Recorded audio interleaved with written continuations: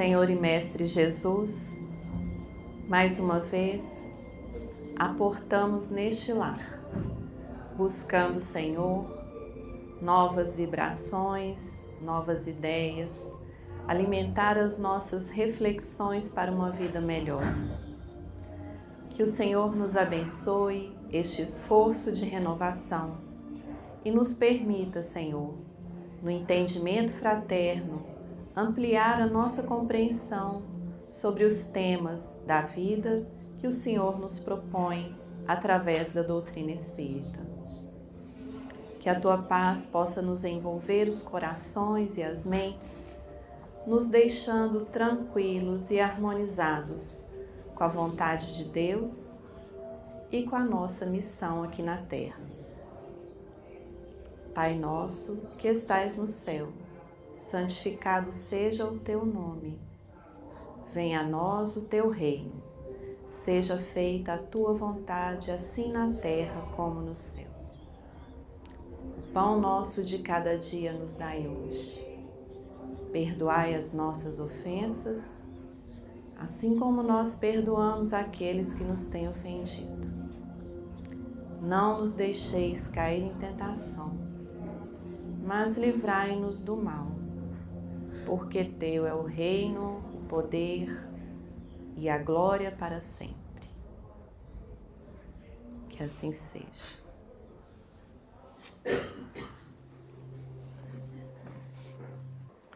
Hoje nós vamos falar sobre sofrimento e eutanásia.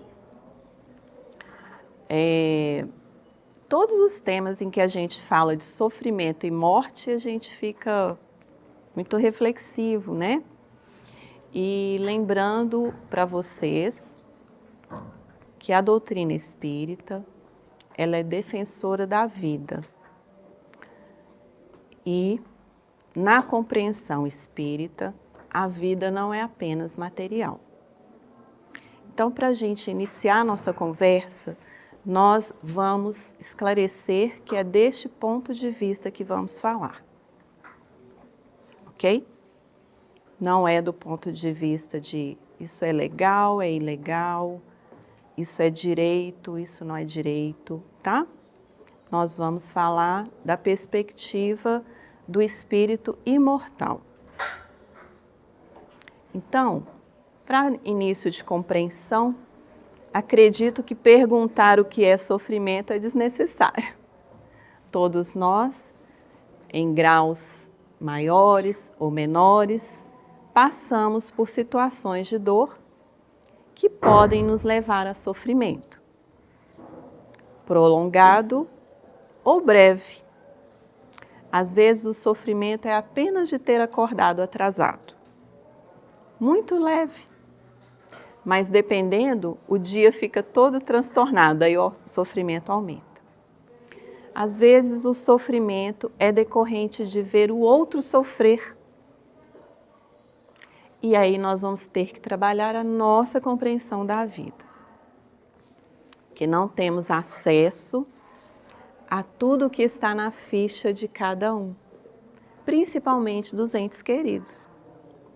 Embora nós tenhamos a intuição, o entendimento de que se estamos juntos por algum motivo, nós não temos acesso à ficha de ninguém. Somente o Pai, somente os nossos mentores maiores que estão nos acompanhando. Então, sendo de certa forma desnecessário falar o que é sofrimento, cada um vai entender no seu coração. Vamos falar o que é eutanásia? O que é eutanásia? Alguém já ouviu esse termo? Precisa ter medo de falar, gente. A eutanásia, a palavra eutanásia vem do grego, né? Eu, que significa bom, e thanatos, que significa morte. Então, seria junção dos dois, uma boa morte. Ou seja, uma morte sem dor, uma morte sem sofrimento. Por isso seria boa. Alguém aqui quer passar por sofrimento na morte? Ninguém quer. Mas a eutanásia, ela é um ato intencional de proporcionar a alguém uma morte indolor para aliviar o sofrimento que é causado geralmente por uma doença terminal e incurável. Normalmente, a eutanásia é praticada por um profissional de saúde, quando essa pessoa está hospitalizada ou acompanhada no leito em casa, né? Mas é aplicada por profissional de saúde.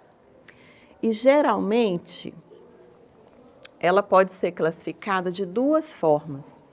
A eutanásia voluntária, quando o próprio doente manifesta o desejo de abreviar, de terminar a sua vida devido àquele sofrimento insuportável da doença. E também, e ele expressa isso de forma consciente. E pode ser também involuntária, ou seja, o doente já está num estado tão terminal que muitas vezes quem vai definir isso é uma terceira pessoa que esteja responsável por aquele doente.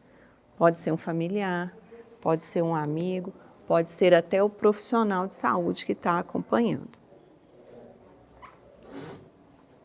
Geralmente, as pessoas que decidem estão seguindo um desejo que foi manifestado por esse doente quando ainda lúcido.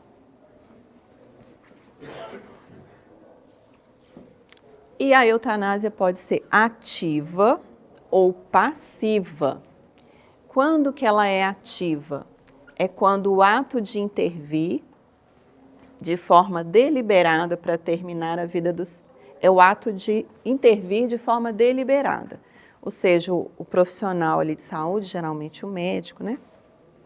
Ele vai prescrever a medicação que vai trazer a paralisação de funções, ou vai sedar a pessoa, ou vai anestesiar a pessoa de uma forma que é letal. No século XIX, a perspectiva da eutanásia era assim, aplicar em casos assim, extremos. Eu fiquei lembrando de pessoas na guerra que são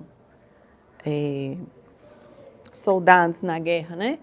Que tem o corpo praticamente todo destruído, mas ainda está ali vivendo. Então, muitas vezes, a eutanásia era enxergada, nesses casos, como uma misericórdia, para que a pessoa ali, ela vai morrer mesmo. Mas abreviar essa morte seria uma compaixão, seria um exercício de compaixão para com aquele que está ali. Mas, à medida que foi avançando para o século XX, a eutanásia já passou a ser olhada e analisada como uma possibilidade, até em doenças consideradas apenas incuráveis. O próprio doente já ia planejando, porque ele sabe o progresso daquela doença. Doenças degenerativas, né, que vão paralisando a pessoa ao longo do tempo, que vão tirando a condição cognitiva de analisar a vida, de decidir as suas coisas mínimas do dia a dia, de conseguir minimamente conter e controlar as suas funções fisiológicas, ir ao banheiro, se trocar, tomar banho, andar, falar. Então, começou, a partir do século XX, já a ser pensado no mundo inteiro como uma possibilidade, um direito da pessoa. E isso, gente, se vocês forem para a internet, forem ler, vocês vão encontrar muito material. Mas não é o nosso objetivo aqui ficar transitando. Nós temos só um tempinho para a gente refletir e nós vamos para essa questão mais do ponto de vista espiritual. E a eutanásia passiva? A eutanásia passiva também é conhecida como ortotanásia. Orto vem do correto, seria a morte correta, né? Tânatos é morte, então seria a morte correta. Ou seja, se for uma morte que vai caminhar naturalmente, Pensando numa pessoa que inicia lá a vida, nasceu um bebê, passou pela infância, desenvolveu, cresceu, se tornou um adulto, envelheceu, e aí envelheceu, todo mundo quer viver muito, né? E muitas vezes vem nesse transcurso as doenças, né? As doenças que fazem parte da nossa vida. Às vezes um órgão do corpo começa a ficar mais fraco, o coração está fraco, os rins não estão funcionando bem, o pulmão está tomado de infecção, etc. Nessa situação, quando a pessoa já está caminhando para a morte, muitas vezes isso se dá tão naturalmente e a doença serve como esse preparo de desligamento, porque o corpo vai manifestando fisicamente que não dá conta, todo mundo vai atendendo aqui, ali, dentro dos recursos da medicina, mas vai acompanhando e entendendo que isso pode agravar, por exemplo. Então, a morte correta é entendendo que esse processo da morte biológica já está sendo conduzido naturalmente pela natureza. Então, quando a pessoa já, às vezes muito idosa, vai para um hospital, às vezes eu despedi, né? Perdi não, né? Ela está do outro lado. Nossa tia, avó, 102 anos. E ela, no finalzinho da vida dela, já estava assim, ficava em casa, tinha uma filha que cuidava mais proximamente, mas aí, pneumonia, vai para o hospital. Aí chega lá, antibiótico, esse aqui melhorou um pouquinho, volta para casa, porque ninguém fica no hospital o tempo todo mais. Piorou de novo alguma coisa, vai. Aí fica naquele processo em que, por exemplo, estando internado e havendo alguma ocorrência, tipo uma parada cardiorrespiratória, o que vai ser feito? A ortotanásia entra aí, é conversado com os familiares. Vocês vão querer que reanime? Vocês vão querer que entube, que fique lá no CTI e tal? Olha, considerando, os médicos ponderam, respeitam a decisão, mas muitos familiares vão optar pela ortotanásia, que é esse acompanhamento do paciente próximo, trazendo conforto para ele de uma medicação que possa ajudá-lo a dormir melhor, a suportar uma dor melhor, para que ele possa conversar com você quando você chegar lá e ficar perto dele. Então, ali vai ser feito todo um monitoramento chamado cuidados paliativos, né? Pela medicina, mas não vai ter o objetivo de reanimar esse coração se ele for parando, né? Entubar porque não está dando conta de respirar mais. Vai sendo acompanhado com aquela noção de que é o fenômeno natural da morte que está para se fazer. Aí a gente volta à reflexão, nós precisamos nos preparar para a morte, gente? Para a morte principalmente dos nossos familiares e entes queridos? Aí nós vamos, hoje de manhã a gente estava refletindo no culto no lar, saiu lá, desprendimento dos bens terrenos. Aí eu pensei, nossa, o primeiro bem terreno que a gente precisa desprender é qual? Corpo. Nós precisamos entender que um dia vamos deixar essa casa aqui, né? E se nós tivermos, né, vamos chamar assim, a oportunidade de passar pela, como que eles usam o termo? Pelo despejo dessa casa, já lá em idade avançada, já vamos ter nos preparado de alguma forma. E aqueles que estão junto de nós também. Mas e se for repentino? Será que nós estamos preparados?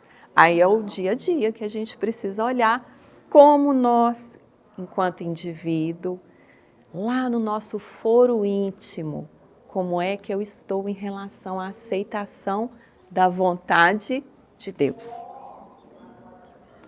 e das circunstâncias que acometem aqueles que eu amo. Como eu estou, né? É uma reflexão.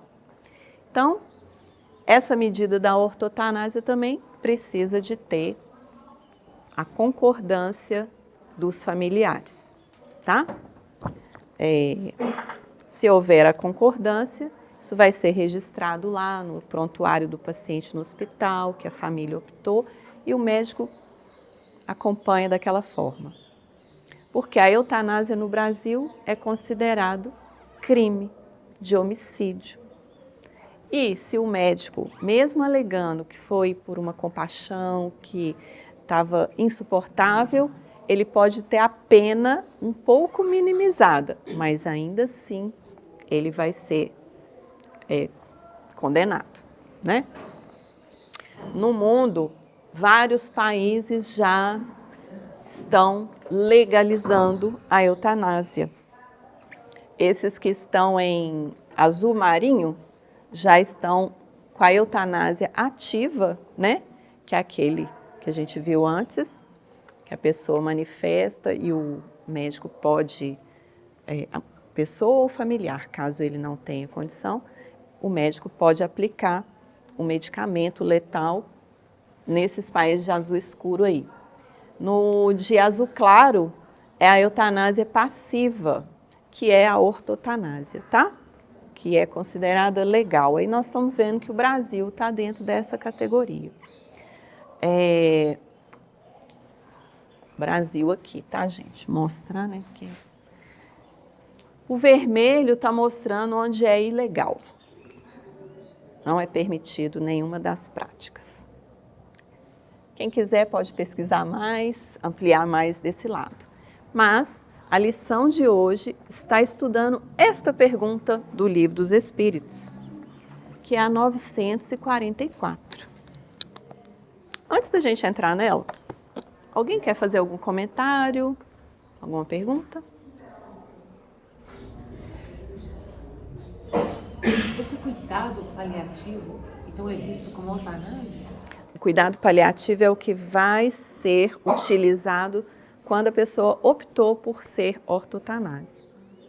Ou seja, vamos supor que seja uma doença que traga muitas dores físicas, né? Então, a pessoa vai receber medicação para dor, tudo dentro do controle. Não sei se vocês tiveram a oportunidade de ver o Emerson, né, nosso amigo aqui, expositor, ele fez um vídeo contando como foi o desenlace do pai dele. E nesse vídeo ele conta que eles optaram pela ortotanásia. E ele vai contando que era o pulmão que estava muito acometido, então naturalmente o pai ia não conseguir respirar daí a pouco. Então eles optaram pela ortotanásia e foi ali medicando, diminuindo o oxigênio para só o necessário para que a pessoa não fizesse esforço para ela receber aquele tanto. Imagina, gente, vocês pegar outro exemplo. Não estão com fome, aí estão te dando comida? Tem jeito de comer? Não estou com fome.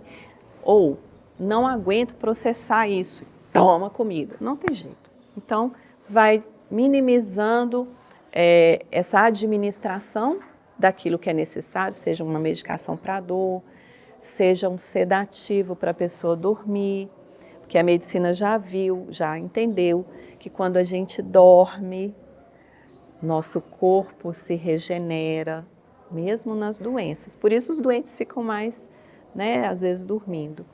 Hoje, só para dar mais um exemplo, acontece muito com pacientes terminais de câncer.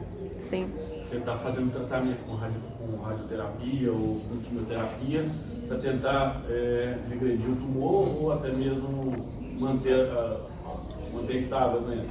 Só que vai chegar o seu acompanhamento com o médico, o especialista e tal, ele vai falar, olha, o tumor, ou se você já tiver operado e o tumor voltar e for constatado por biópsia que o tumor é agressivo e tal, e o tratamento não está conseguindo manter, aí ele vai te oferecer a ortotanásia, porque ele vai te falar, o tratamento está fazendo mais mal para a pessoa, ele vai prolongar um pouco a vida, porque talvez ele segure o crescimento do tumor, mas ele os efeitos colaterais do tratamento é tão agressivo que é pior do que, porque você já sabe que ele não tem cura, o tumor continua crescendo mesmo com o tratamento, então, geralmente é optado nesses casos por ortotanase, por causa que, assim, você vai estar fazendo a pessoa sofrer para prolongar um pouco mais o sofrimento. Porque no caso seria o contrário de ortotanase, seria acho que distanásia, que é o prolongamento excessivo da vida só biológica. Muitas vezes a pessoa já não está consciente mais, né? Mas, gente, tudo tem a ver com a nossa ligação, né? É isso que a gente precisa trabalhar no coração, porque é isso que vai determinar. Os meus pais faleceram de doenças muito graves.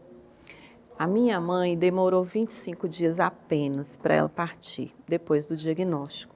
Ela teve uma leucemia aguda, que surpreendeu a todos. Ela tinha 67 anos, ativa, né, vivendo a vida dela ainda, compartilhando, ativa também, ela era espírita, nos trabalhos, tudo. Eu estava com meu filho com 2 anos de idade. Na época, no tratamento, eu ficava com a esperança de que ela conseguisse responder pela idade, que ela não estava tão idosa, né? O corpo dela aparentemente era forte, mas nós temos noção dos desígnios divinos. No caso do meu pai, ele veio num sofrimento até chegar no diagnóstico. Quando chegou no diagnóstico, era uma doença raríssima, autoimune, já levaria à falência os rins e o pulmão.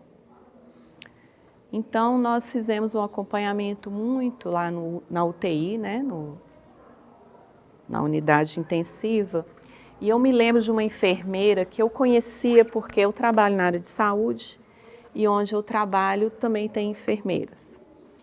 E ela trabalhou lá com a gente um período. Nessa ocasião, eu a encontrei nesse hospital onde meu pai ficou. E um determinado dia qualquer lá, ela falou comigo assim, nossa, se eu tiver um familiar assim, eu nunca vou fazer isso com ele. Aí eu levei um susto, falei assim, o que eu estou fazendo, né? Que está errado? Tem algo errado? Por quê? Eu acredito que na visão dela, a vida do meu pai estava sendo estendida, como é que fala? Sem necessidade, mas não era bem o caso. A doença foi diagnosticada, existia o tratamento, então o tratamento estava sendo aplicado, mas era um tratamento muito pesado para já o grau que ele tinha avançado no sofrimento físico, para o corpo responder. Mas depois de algum tempo, eu tive a oportunidade de ler um livro chamado A Morte é um Dia que Vale a Pena Viver, da geriatra e médica de cuidados paliativos chamada Ana Cláudia Quintana, se não me engano. Eu vou mostrar aqui, depois vocês vão ver. E aprendi tanta coisa que eu recomendo a leitura do livro dela para todos. Eu aprendi muito, porque a gente vai aprender a identificar quando os sinais da morte estão vindo de fato. Não tem como você falar que não está enxergando. Claro que os médicos vão enxergar muito além, porque eles estudam sobre isso. Mas o familiar que fica na negação é muito interessante, então eu recomendo. Ela tem 3 livros publicados, esse me parece que é o primeiro. Eu já li, dos 3, eu já li 2. Esse é A Morte... Como é que é? A Morte é um Dia que Vale a Pena Viver. E um outro chamado Histórias Lindas de Morrer, que ela mostra as histórias de pacientes dela que ela acompanhou até o final, e as despedidas, aquele legado que cada um deixou, né? E os familiares, como foi, fazendo um acompanhamento. O terceiro eu não lembro o nome. Então fica a dica. Vamos ao Livro dos Espíritos? Kardec perguntou, tem o homem o direito de dispor da sua vida? Isso está na parte do Livro dos Espíritos que fala das penas e gozos terrestres. E essa pergunta está dentro do item que fala sobre suicídio. Então, está relacionado. Então, o que ele coloca? Que não. Os amigos espirituais, os mentores disseram, só Deus assiste esse direito. O suicídio voluntário importa numa transgressão dessa lei. Existe também o suicídio assistido, tá, gente? Que não é chamado uma eutanásia, mas muitos acham que é muito parecido. Mas nesse caso, o médico dá ao paciente a informação do que ele precisa para ele terminar a própria vida. Depois dessa pergunta, um pouquinho mais à frente, a 953, Kardec fala para os espíritos assim: quando uma pessoa vê diante de si um fim inevitável e horrível, será culpada se abreviar de alguns instantes os seus sofrimentos, apressando voluntariamente a sua morte? O que vocês acham? Quando fala será culpado, a gente fica assim, você é criminoso. Será culpada? Ela vê diante de si um fim inevitável e vai abreviar só uns instantes, um minutinho só. Não pode não, né? Mas como é que eu sei que está no último minuto? Tem jeito de saber? Não. Ainda tem isso, gente. Vai que no último minuto, que eu acho que é o último minuto, acontece alguma coisa que eu volto. Dancei, né? Joguei fora. Isso acontece, viu? Tem histórias e histórias. Vamos ver o que os espíritos trouxeram. É sempre culpado aquele que não aguarda o termo que Deus lhe marcou para a existência. E quem poderá estar certo de que, malgrado as aparências, esse termo tenha chegado? De que um socorro inesperado não venha no último momento? Está vendo ali um negócio chamado vontade de Deus, que eu falei no começo? Respeitar a vontade de Deus. Todo mundo aqui conhece a prece do Pai Nosso, não conhece? Gente, tem uma frase da prece do Pai Nosso que fala: seja feita a vossa vontade, assim na terra como no céu. Não tem isso? Vai rezar essa frase na hora que você está despedindo do seu familiar. Aí a doutrina espírita entra. Ela nos esclarece que a vida continua. Ela nos esclarece que aquela é uma jornada, que o que a pessoa vai levar é o amor que a gente conseguiu compartilhar. E o que é que vai ficar? Tudo que a pessoa conviveu e deixou marcado para você. É isso. Aí a doutrina nos fala, o ser continua, apenas o corpo perece. Será que a gente está certo disso? Será que a gente concorda? Eu tenho uma amiga do trabalho, estou vendo todo mundo muito sério, vou começar a falar umas coisas. Eu tenho uma amiga do trabalho que a gente não concorda muito com esse negócio de morte, não. A gente fica assim, pensa bem, a gente tem que ir lá, às vezes sofreu no hospital, e a gente vê a pessoa sofrendo, um ente querido, tá? Que é geralmente o que a gente acompanha, um amigo, um ente querido, um familiar, né? Aí a gente fica, como é que poderia ser mais leve, hein? A gente, né? Aí a pessoa morreu, aí tem que fazer velório, ou tem que enterrar, né? Negócio ruim, tem que enterrar. Vai cremar, não, também é ruim, tudo do mesmo jeito. Aí nós ficamos conversando entre nós que outras possibilidades poderia Deus pensar, né? Olha só, nós somos humildes, né? Será que Deus não teria outra alternativa? Vamos pensar umas alternativas para a gente conversar com ele quando a gente for lá, propor lá. Aí nós tivemos a seguinte ideia. Quem sabe se a gente ficar transparente?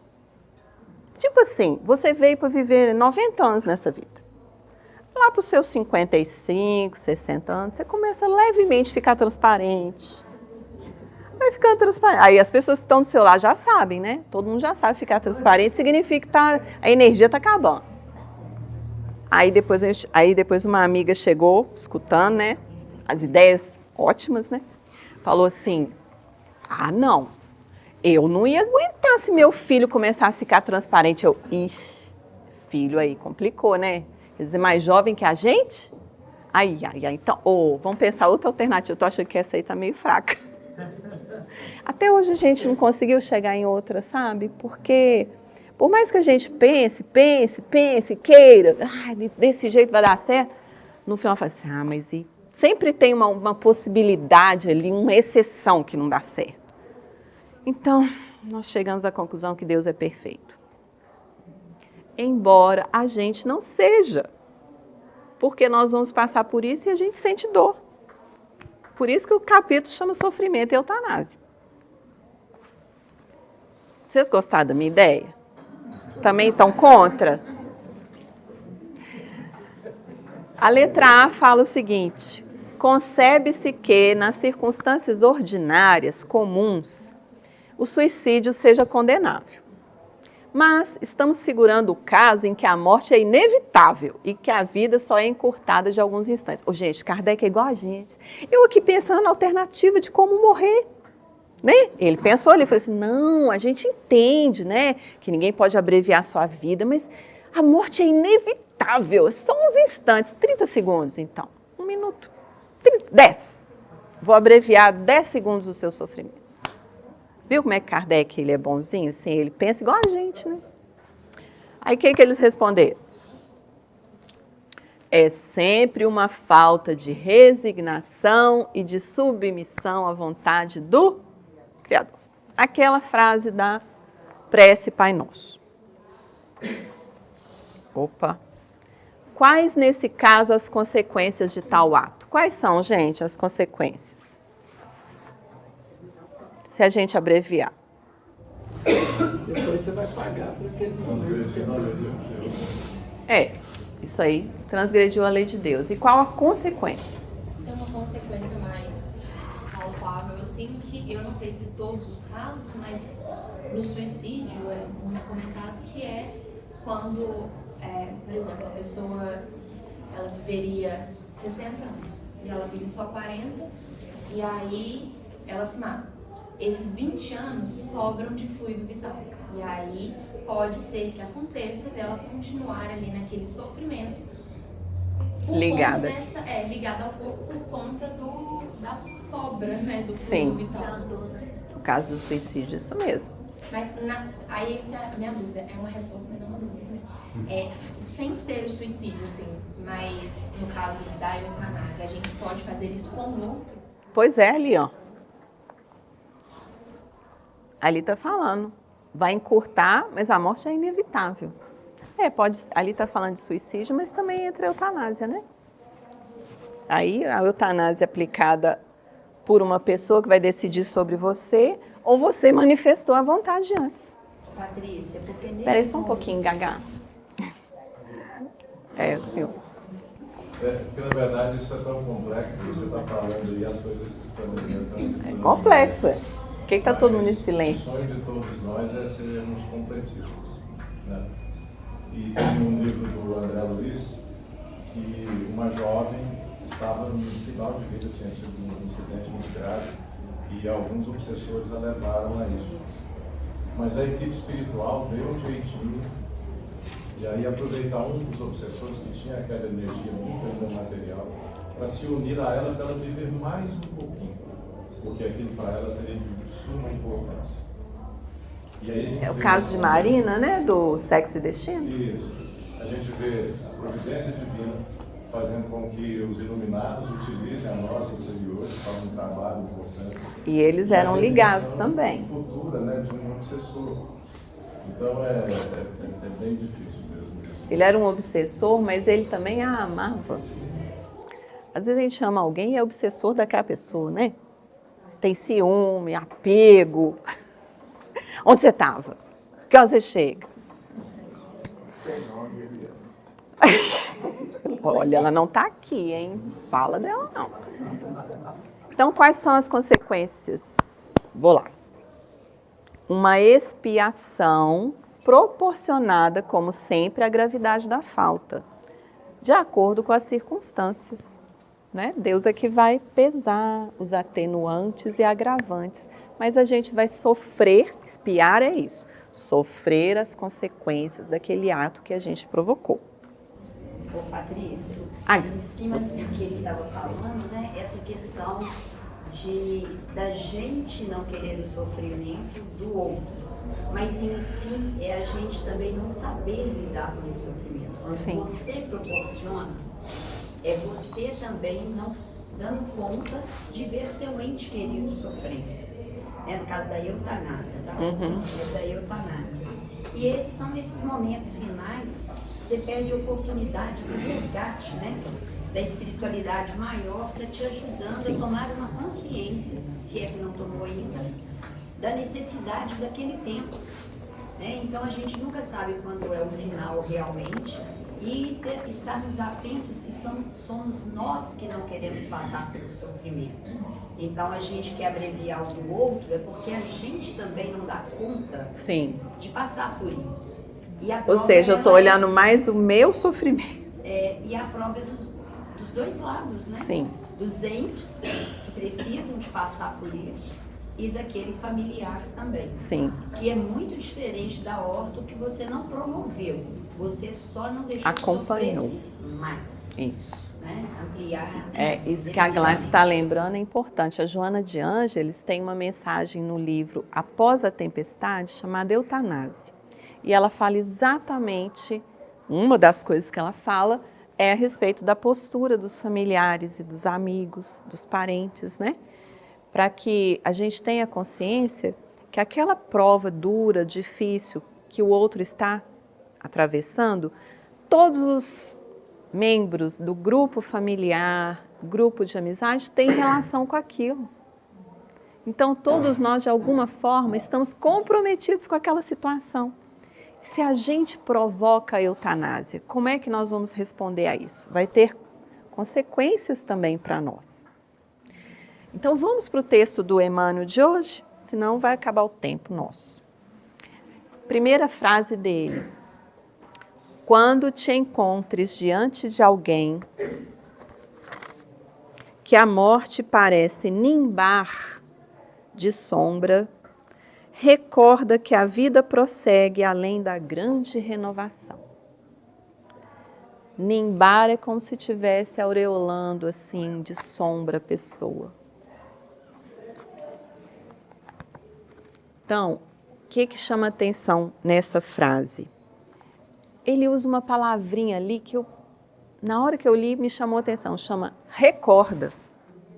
Olha que interessante, ele fala, quando você se encontrar diante de alguém que está, né, passando por essa dor, esse sofrimento, final terminal, né, recorda, ou seja, a gente já sabe, só recorda o que a gente sabe, o que a gente já aprendeu.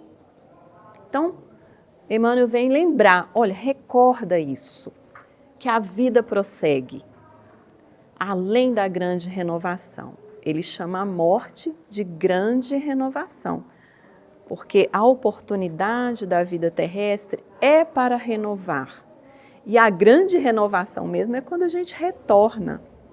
Como ele disse, ser completista no sentido de eu vim para cumprir determinadas missões e cumpri.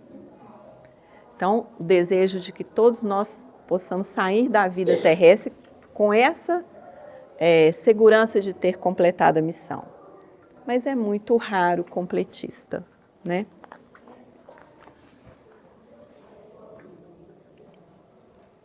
Para complementar, o Consolador 106, Emmanuel traz essa pergunta para Emmanuel, né? A eutanásia é um bem nos casos de moléstia incurável? Está só reforçando mesmo que o homem não tem o direito de praticar a eutanásia em caso algum. A gente está reforçando para não gerar dúvida. Ah, mas os países tal, o país é evoluído e deixa legalizou. Gente, a gente falou desde o começo, estamos falando da perspectiva do espírito imortal. Ainda mesmo que seja uma demonstração aparente de medida benfazeja. A agonia prolongada pode ter a finalidade preciosa para a alma e a moléstia incurável pode ser um bem, como a única válvula de escoamento das imperfeições do espírito na vida imortal. Imagine que naquele momento, o Juliano lembrou da doença do câncer, né? Às vezes a pessoa vai tratando, melhora, aí lá na frente ela tem uma recaída naquela enfermidade. Às vezes a enfermidade se espalha para outros órgãos. Mas ela vivendo tudo isso, ela está escoando no corpo as imperfeições que ela traz no perispírito. Querendo ou não, nós estamos limpando o nosso perispírito. Porque se a gente traz essas marcas que precisam ser jogadas no corpo físico, algo nós fizemos para nos sujar, nos ensombrar o perispírito. Então, a oportunidade da doença é para isso. Além do mais, os desígnios divinos são insondáveis e a ciência precária dos homens não pode decidir nos problemas transcendentes. Ou seja, transcende a vida, vai além da vida terrena. A ciência não entende depois da morte física o que tem. Vamos aqui no texto ainda. Não te creias autorizado a desferir o golpe supremo naqueles que a agonia emudece, a pretexto de consolação e de amor. Porque muita vez, por trás dos olhos baços, caídos, né? E das mãos desfalecentes que parecem deitar o último adeus, apenas repontam avisos e advertências para que o erro seja sustado, interrompido, ou para que a senda se reajuste amanhã.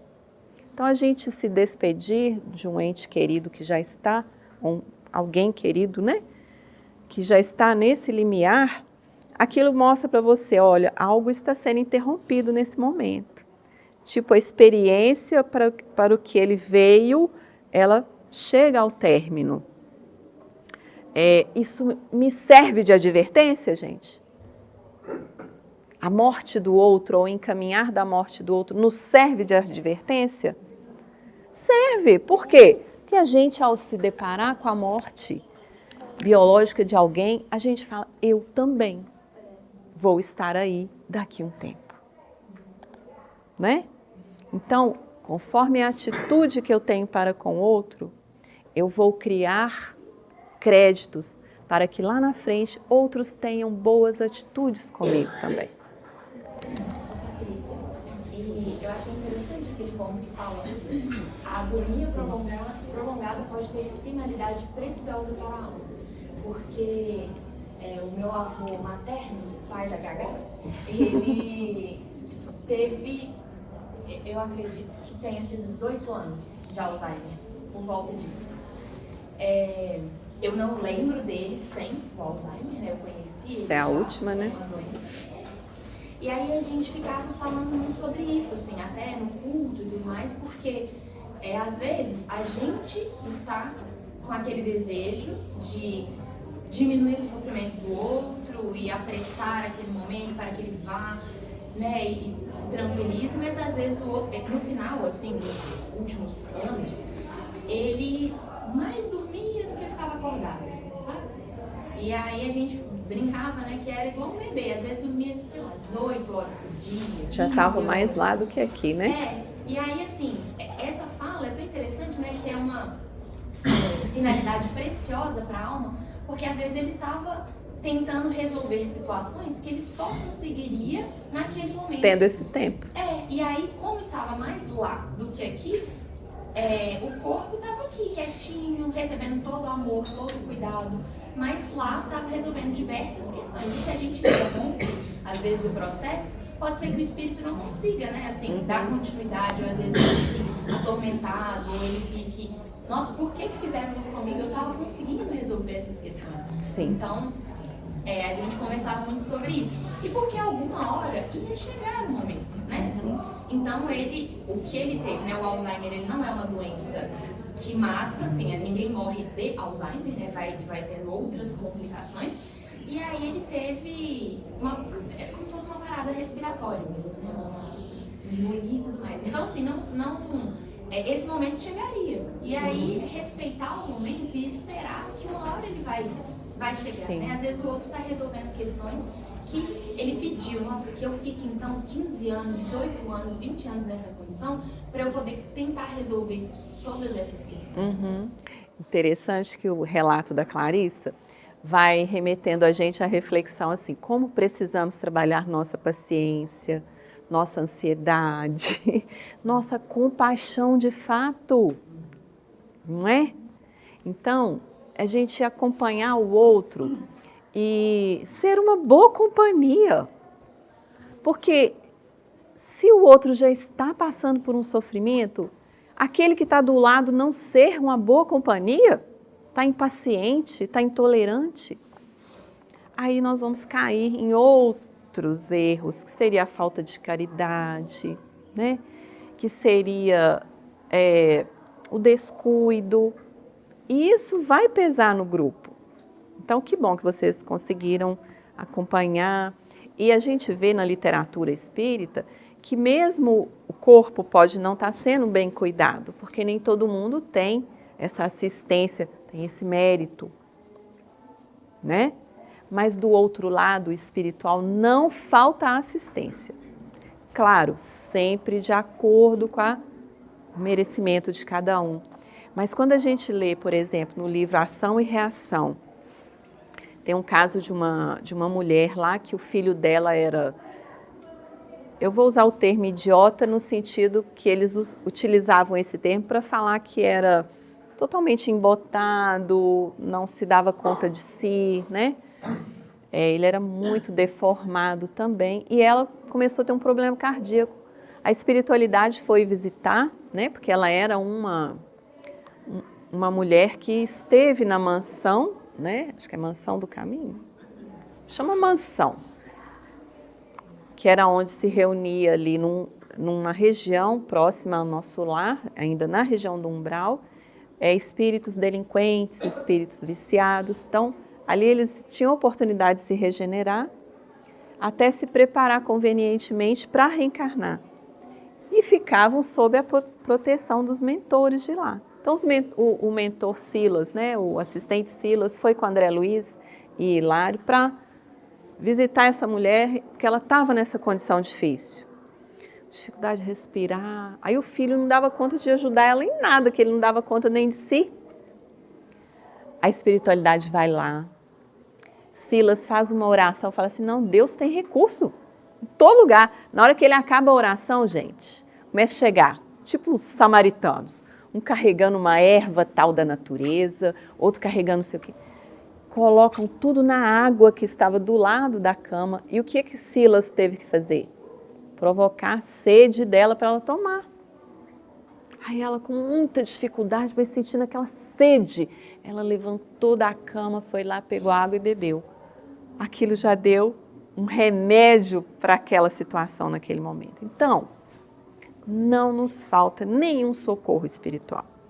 E o que a gente pode fazer para ser bom acompanhante? Vamos orando também, pedindo força para nós, né? Força para o outro e acompanhando. Seguindo, ante o catre da enfermidade mais insidiosa e mais dura, brilha o socorro da infinita bondade, facilitando a quem deve a conquista da quitação. Aquele momento é um momento de quitar. Sabe quando você está devendo uma conta, a conta é alta e você conseguiu o recurso para quitar, não dá um alívio? Pensa nisso, gente. Fiquei livre daquela dívida. todo mês aquilo comia meu salário inteiro, mas não sei o que eu não tinha. Consegui. Ufa! Então é o momento da quitação. Esse momento do sofrimento. Resgate, né, Patrícia? Resgatar a dívida. Familiares, às vezes, de estar auxiliando a pessoa nesse momento. Isso, porque a dívida também é do familiar. Oi. E quando os familiares escolhem a eutanásia e o paciente não está nem ciente da escolha do outro, quem vai sofrer? Como que ele vai chegar do outro lado? Pois é, mas aí quem decidiu foi os familiares. Sim. Ele não tinha decidido nada. Tomaram partido dele e aí as consequências ficam para quem tomou partido. Sim, principalmente.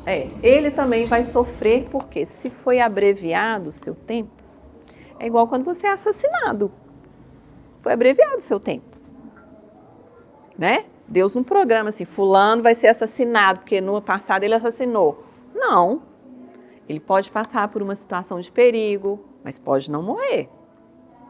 Pode morrer de outro jeito. Então, essa pessoa que sofreu a eutanásia decidida por um familiar, ela também vai sofrer, porque ainda tem aquele período que ela poderia ficar. Mas dependendo do mérito dela, ela pode não sofrer, ser amparada para que não tenha tanta consequência. Mas aquele familiar, mesmo movido pela justificativa de querer, né, ajudar, abreviar o sofrimento, que a gente arranja justificativa para tudo, né, gente? Nós já estamos aqui cientes, pelo Livro dos Espíritos e as argumentações aqui do Emmanuel, que não é sem responsabilidade. Então, quitou a dívida, ai que maravilha. Por isso mesmo, nas próprias moléstias, nas nossas próprias doenças, reconhecidamente obscuras para a diagnose terrestre, fulgem lições cujo termo é preciso esperar, a fim de que o homem lhes não perca a essência divina. Me veio aqui a imagem de ir para a escola. Quando a gente vai para a escola e vai começar a aprender, eu estava revendo uma conversa que eu tive com a minha mãe, na época eu gravei essa conversa, e foi recente agora que eu estava revendo, e ela falando assim, nossa, eu fui aprender a ler, eu já estava com quase 11 anos. E eu lembro da minha dificuldade de fechar o zero. Quando ela falou isso, eu falei, gente, a gente não imagina o que a gente já passou, esquecemos. Esquecemos aquilo que a gente já batalhou tanto para conseguir. Fechar um zero, desenhar o zero, ou o O, né? O O devia ser mais difícil ainda, né? Que o O tem que fazer a voltinha, né? Aí eu fiquei, né, com essa frase, estou aqui lendo isso aqui do Emmanuel. A gente não sabe as nossas moléstias, né, aqui.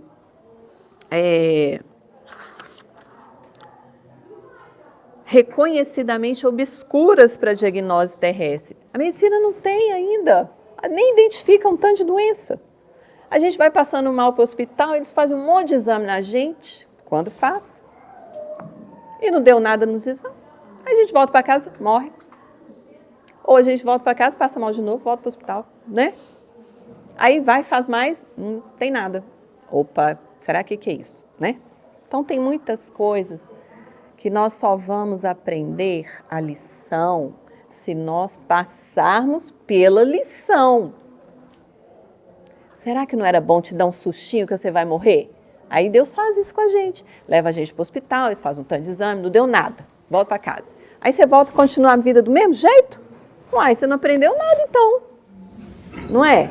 O Patrícia, e tem outra coisa, às vezes não é do corpo também. Isso, né? é da alma. É da alma e a gente vivencia, às vezes, momentos de dificuldade, chega no hospital, por exemplo, e aí chegou lá, passou o que você tinha e não acha o que é. E às vezes você tinha que ir para o hospital para entender que você é um espírito imortal, mas o corpo é mortal, você tem que cuidar melhor dele. Ou para você ver situações lá no hospital e falar assim, não, minha vida é boa demais.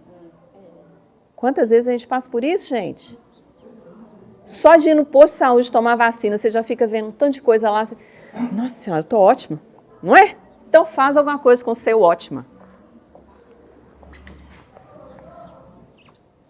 E tal acontece porque o corpo carnal, ainda mesmo mais mutilado e disforme, em todas as circunstâncias, é o sublime instrumento que a alma é chamada a acender a flama da evolução. Aí, Emmanuel fala aqui que tem vários tipos de corpos, eu achei bem legal. Corpos santuários. Fiquei lembrando de Francisco de Assis, quando eu li isso. Francisco de Assis tinha um corpo franzininho, Frei, né, que ele deixou. Aí no final da vida dele, quando ele desencarna, pergunta para ele o que ele queria, né, imediatamente, sabe o que ele quis? Ir lá beijar os pés e o corpo dele, agradecendo aquele trapinho que ele usou. Olha, gente, isso é um corpo santuário. Corpos oficinas, ou seja, veio aqui para consertar alguma coisa. Corpos bênçãos. A gente, na nossa concepção, a gente acha que corpo bênção é o corpo saudável, não é? Mas a gente vai lá no livro, se não me engano, Missionários da Luz. Tem um capítulo lá, acho que é Preparação de Experiências, que mostra um setor do nosso lar, que é cuidado de como vai ser seu corpo físico.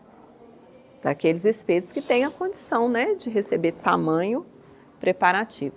Aí eu lembro de uma mulher que chegou lá e falou assim, não, tá ótimo esse mapa, esse desenho do meu corpo, tá tudo perfeito, mas dá para você dar uma pioradinha aqui assim, colocar um problema na tireoide, na paratireoide, porque eu não posso chamar atenção com a minha beleza.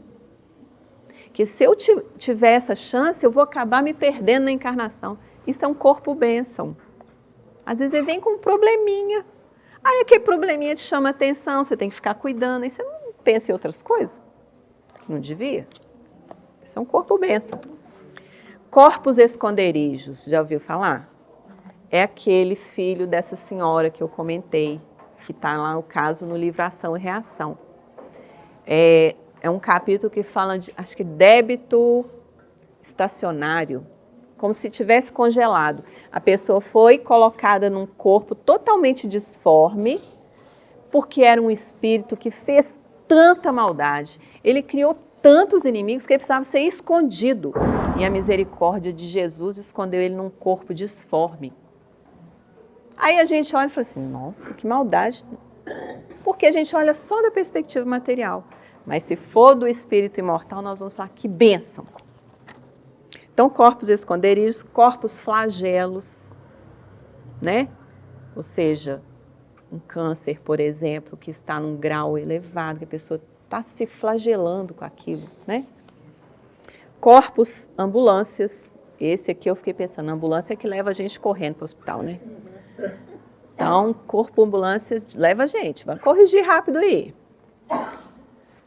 Corpos cárceres, você está preso naquele corpo. Por exemplo, as crianças que estão em quadros graves de paralisia cerebral, elas estão num corpo cárcere. Corpos expiações também, né? As deficiências múltiplas. Em todos eles, contudo, palpita a concessão do Senhor, induzindo-nos ao pagamento de velhas dívidas, que a eterna justiça ainda não apagou. E é interessante, gente, porque nesse livro Ação e Reação mesmo, mas no finalzinho, tem lá o caso de dois espíritos que já estavam muitos anos trabalhando em favor do próximo e tal, e eles já se consideravam aptos para partir para um mundo melhor. Aí, então tá, vamos fazer uma checagem. Aí eles foram chamados para fazer a checagem. Gente, eles acharam uma dívida lá atrás. Eles tiveram que voltar e encarnar para sanar aquilo, para eles merecerem, talvez, a oportunidade de ingressar num mundo melhor. Olha que interessante, a gente acha que está livre das dívidas, e tem umas congeladas lá atrás. Está congelado, porque agora você está trabalhando em favor do próximo, sabe? Então está congelado. Congelado por enquanto. Você vai pagar suavemente, né? Se não estiver trabalhando em favor do próximo, do bem, se cuidando, evoluindo, se aprimorando, aí vai vir um pagamento mais pesado. Vai ser através de algum sofrimento e dor maior. Não desperdice, não desrespeites assim quem se imobiliza na cruz horizontal da doença prolongada e difícil, administrando-lhe o veneno da morte suave, porquanto, provavelmente, conhecerás também mais tarde o proveitoso decúbito indispensável à grande meditação. Todo mundo um dia vai deitar, se não for por doença, vai ser pela morte já. E aí nós vamos contar com a caridade daqueles que estiverem perto da gente, né? E usando bondade para os que atravessam semelhantes experiências, para que não te falte a bondade alheia no dia da tua experiência maior, lembra-te de que, valorizando a existência na terra, o próprio Cristo arrancou Lázaro às trevas do sepulcro, para que o amigo dileto conseguisse dispor de mais tempo para completar o tempo necessário à própria sublimação.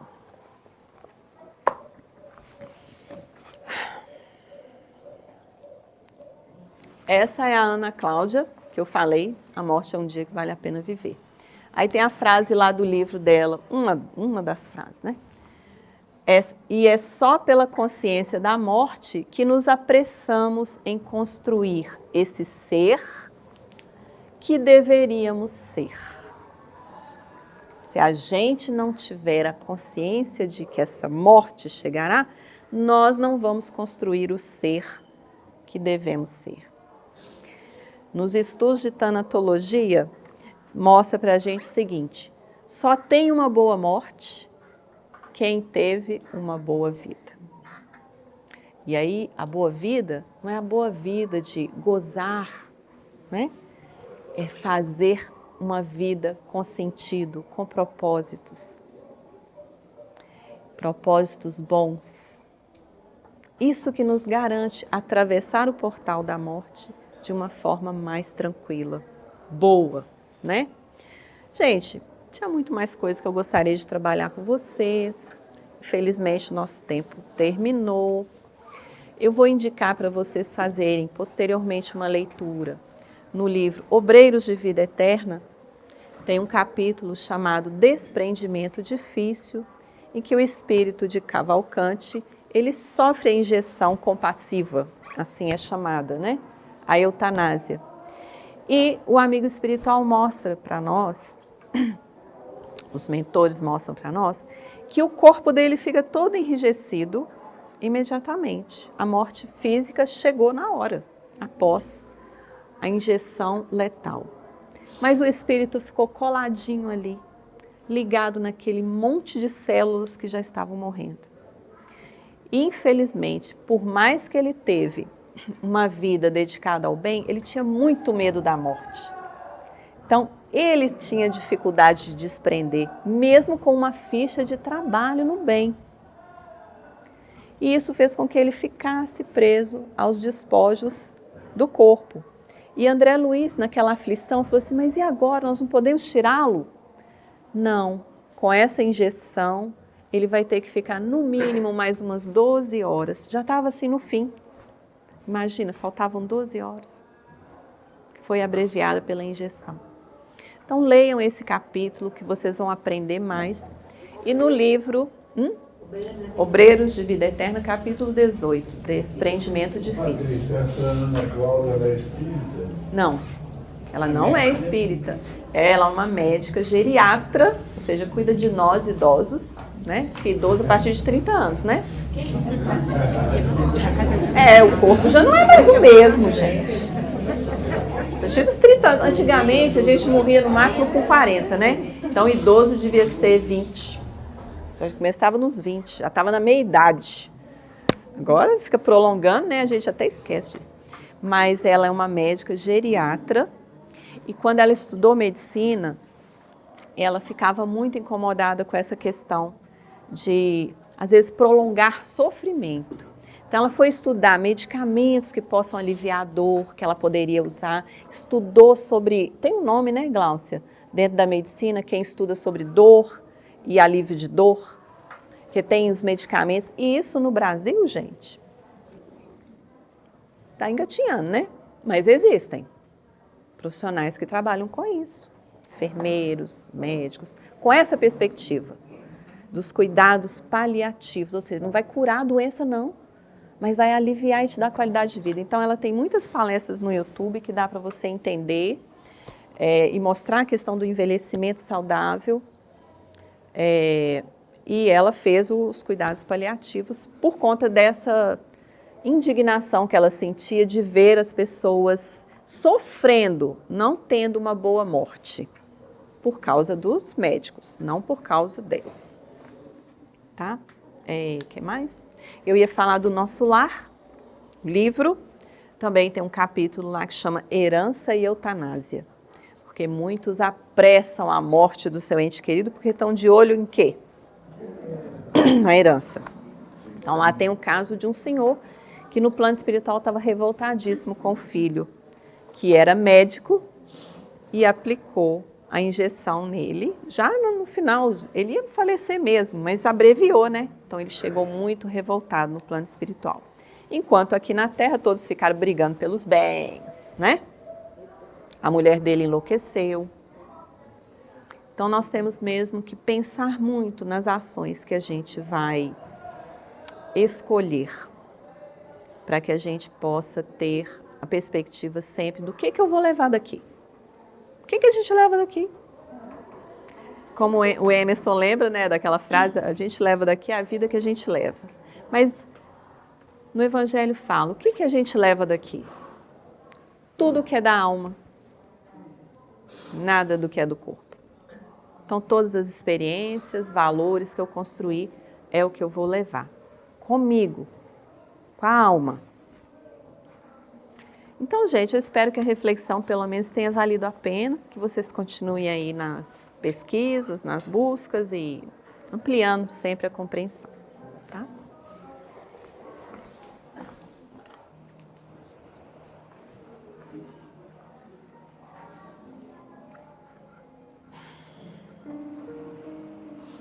Senhor Jesus, agradecidos pela oportunidade desta breve reflexão, pedimos, Senhor, que nos auxilie a sempre ampliar a nossa compreensão da vida e a colocar em prática essa compreensão nos desafios que enfrentamos. Que o Senhor possa iluminar a todos os desencarnados, entes queridos de cada um de nós, que partiram enfrentando também suas provas difíceis, seus adoecimentos, e que nós também, Senhor, possamos nos preparar convenientemente, espiritualmente, para os momentos que iremos atravessar. Que o Senhor nos fortaleça, nos oriente, nos inspire, hoje, agora e sempre. Obrigada, Senhor. Que assim seja.